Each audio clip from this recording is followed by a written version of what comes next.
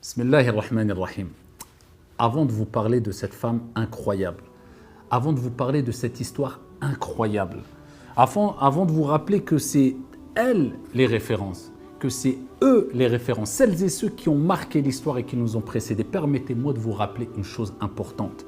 Si aujourd'hui, les influenceuses et les influenceurs, certaines et certains, parmi ces influenceuses et influenceurs, ont pris autant de place dans la vie des gens de manière générale, mais particulièrement dans la vie de notre jeunesse. Si ces gens qui souvent appellent à la paresse, à abandonner les études, qui vendent du rêve à tout le monde, qui appellent quelquefois à la débauche, et si ces gens-là sont autant suivis, vous savez c'est pourquoi? À cause de deux choses. La première des choses, c'est dû à notre curiosité déplacée. Quand quelqu'un a une curiosité déplacée, il veut tout savoir sur tout le monde. Et donc ça marche. C'est pour ça qu'on voit de plus en plus d'influenceurs et influenceuses qui marchent simplement en déballant leur vie privée alors qu'il n'y a rien dans le fond, c'est du vide. Et voilà, pourquoi ça marche? Parce qu'il y a des gens qui aiment regarder, il y a des gens qui ont une curiosité déplacée. Et la deuxième des choses, c'est parce qu'on est en manque de références positives, parce qu'il y a un vide. L'être humain a besoin d'avoir des références. Et quand tu ne combles pas ce vide-là par des références positives de celles et ceux qui vont mettre la barre haute, qui vont te pousser, qui ont mis la barre haute, qui vont te pousser à l'excellence, tu vas prendre comme référence des, je ne citerai pas de nom, mais des gens qui vendent du rêve et qui te montrent leur vie privée, quand tu les suis alors qu'ils font leurs courses et qu'ils sont en train de manger ou qu'ils sont en train de changer les couches de leur enfant, et tu es tout contente et excitée. Malheureusement, j'utilise des mots crus et je ne généralise pas, mais c'est qu'il y a un vide. Il y a un vide dans nos vies. Il y a un manque de bonnes références. C'est pour cela qu'il faut être curieux, mais avoir une curiosité positive qui nous pousse à chercher des références de personnes, de femmes et hommes qui ont marqué l'histoire et ô combien sont-ils nombreux et nombreuses. Et parmi eux, cette femme, Sulaym al-Rumaysa. Ça ne fait pas du bien d'entendre ces histoires-là. C'est pas mieux de se pencher vers ces gens qui vont nous influencer vers le bien plutôt que vers des personnes qui vont te vendre du rêve et qui seront oubliées aussi vite qu'ils ont été connus. Je dis souvent que ceux-là sont à l'image de story ou de leur story qui ne durent pas plus de 24 heures. Prends comme référence celles et ceux qui ont marqué l'histoire. Prends comme référence celles et ceux qui ont reçu al-Bushra, la bonne nouvelle du paradis par le prophète Mohammed alayhi salatu wassalam. Et même dans les choses mondaines, même des gens qui, à la rigueur, ne sont pas musulmans, mais qui ont fait des choses positives et qui te poussent à exceller dans les sciences et autres, prends-les comme référence. Mais ne prends pas n'importe qui, ou des gens qui vont te pousser vers le bas. Parmi les gens qui ont marqué l'histoire et qui doivent être nos priorités dans nos références, c'est Sulaym, radiyallahu anha wa arda. Sulaym, cette femme dont le prophète alayhi salatu wassalam a dit: je suis rentré au paradis. J'ai entendu du bruit. C'était Ar-Rumaysa, Sulaym. Ya Rab, qu'a-t-elle fait pour gagner le paradis et avoir cette bonne annonce venant de la bouche du prophète Mohammed alayhi afdalus salati wa taslim? Cette femme-là, pieuse, vertueuse, qui a eu comme enfant, vous le savez sûrement, Anas ibn Malik. Regardez le souci qu'elle a eu pour cet enfant. Et regardez l'amour qu'elle a eu envers le prophète alayhi salatu wassalam. Elle a dit au prophète alayhi salatu wassalam: je laisse à ta proximité, proche de toi, mon fils Anas ibn Malik, un enfant qui a reçu la proximité, l'éducation du prophète sallallahu alayhi wa sallam, un prophète et un envoyé. Et Anas ibn Malik, vous savez ce qu'il a dit? Il a dit: j'ai été au service du prophète, proche du prophète pendant plus de 10 ans et wallah, il ne m'a jamais réprimandé en me disant pourquoi tu as fait ceci et cela. Alayhi afdalus salati wa taslim. Anas ibn Malik, fils de Sulaym, et on va arriver à l'histoire incroyable de Sulaym al-Rumaysa. Anas ibn Malik qui a reçu l'invocation du prophète sallallahu alayhi wa sallam. Le prophète a invoqué pour lui la baraka, la bénédiction. Résultat, Anas ibn Malik a vécu à peu près 100 ans. Résultat, Anas ibn Malik a eu d'énormes biens. Résultat, Anas ibn Malik n'est pas mort avant d'avoir vu 100 enfants et petits-enfants. Lors de son vivant, Allahu Akbar, l'invocation du prophète sallallahu alayhi wa sallam pour un enfant pieux qui avait des parents pieux, qui avait une mère pieuse. Et Sulaym, c'était une femme qui n'était pas musulmane dans les premiers temps, après la venue de l'islam. Elle était non musulmane et elle était mariée avec un non-musulman, un non-croyant, quelqu'un qui ne croyait pas. Il est décédé.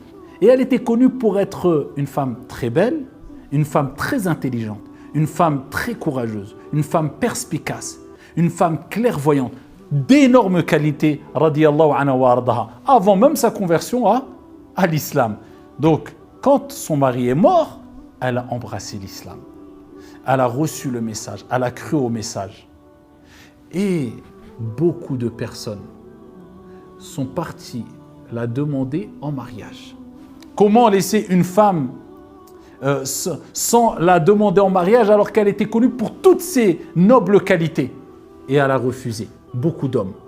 Et un jour, Abu Talha radiyallahu anhu wa arda a voulu l'épouser. Mais il n'était pas musulman. Vous savez ce qu'elle lui a répondu? Elle a dit, je t'épouserai contre une dot. Et cette dot n'est autre que ta conversion à l'islam. Ya Allah, quelle dot magnifique. Quelle meilleure dot on a connue à travers les siècles, billahi alaykum. Sa conversion à l'islam de Abu Talha fut la dot de Sulaym. Regardez la piété de Sulaym. Regardez ce qu'elle a demandé comme dot, subhanallah. Et Abu Talha est devenu un des plus grands, nobles et fervents compagnons du prophète Mohammed alayhi afdalus salati wa askat taslim. Et parlons de cette histoire incroyable, de cette femme incroyable. Un jour, alors qu'ils avaient un enfant, donc Sulaym, Al-Rumaysa et Abu Talha, cet enfant est tombé malade. Et Abu Talha avait mal, parce que vous savez très bien que quand votre enfant tombe malade, on a mal, on souffre comme il souffre, et peut-être encore plus la mère. Regardez la relation intense qu'il y a entre les parents et l'enfant, et particulièrement l'enfant et la mère. Et avec cela, donc Sulaym, Abu Talha prenaient soin de leur enfant très malade. Et Abu Talha avait l'habitude de rejoindre le prophète alayhi salatu wassalam pour les prières, après l'Isha, etc. Et un jour, alors que son enfant était très malade, donc Abu Talha est parti rejoindre le prophète sallallahu alayhi wa sallam. Et quand il est parti rejoindre le prophète sallallahu alayhi wa sallam, Sulaym était seule avec son enfant très malade à la maison et son enfant est décédé. Et regardez l'exemplarité, le comportement qu'a eu Sulaym. Alors bien sûr, aujourd'hui, à notre époque, le contexte est tout autre. Quand il y a un décès, il y a des démarches qui sont faites qui, à l'époque, il y a 1400 ans, elles n'étaient pas faites, ces démarches-là. C'était un autre contexte, c'était une autre période de l'histoire. Mais prenez la morale de cette histoire et comment on peut atteindre ce niveau-là.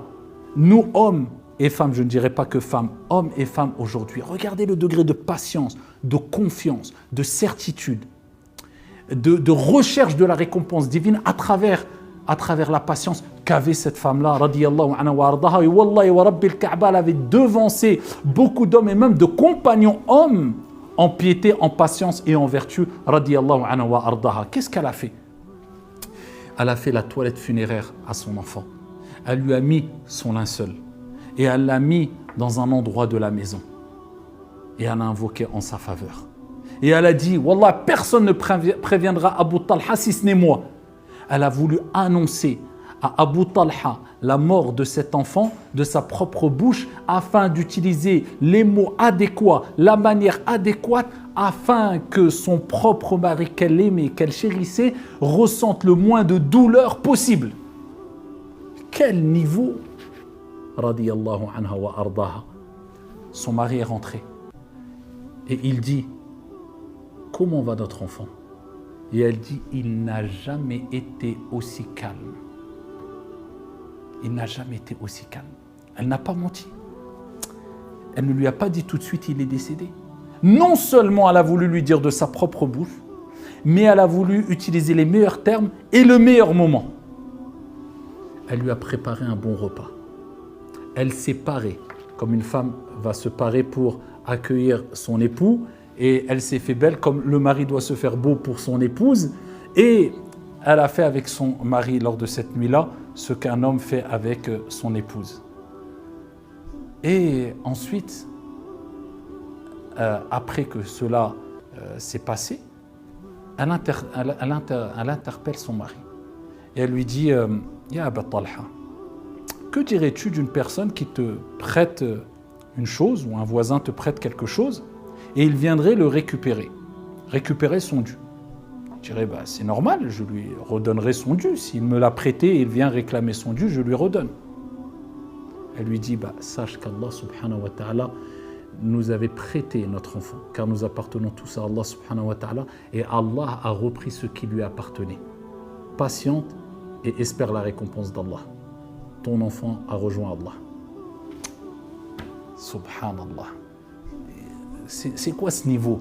Les mots ne suffisent pas pour décrire ce niveau. Alors qu'elle a eu mal, alors qu'elle a souffert, mais elle s'est dit, c'est fait, c'est fait. Il faut que je choisisse les meilleurs mots, le meilleur moment, la meilleure des manières pour l'annoncer à mon époux et regarder le degré de piété qu'elle avait atteint et de certitude et de confiance en Allah subhanahu wa ta'ala.